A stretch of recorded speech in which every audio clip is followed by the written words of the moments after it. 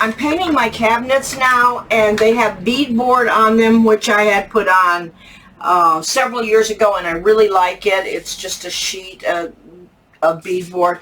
I have these antique backplates that I like, and then I also have these knobs, pulls I got from Hobby Lobby, and I'm using a satin finish on this.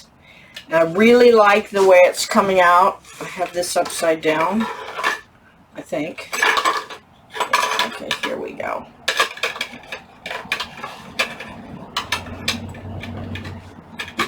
Okay, there we go.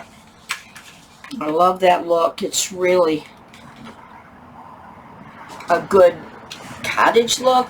You could use it for a farmhouse. I'm getting ready to do the top cabinets, and I'll be caulking them and trimming them out and then rolling them. So I'm starting with this caulk gun, and I'll do all the edges, the seams rather, and then wipe them down, and then I'll go back and brush the edges and then roll it with a small roller.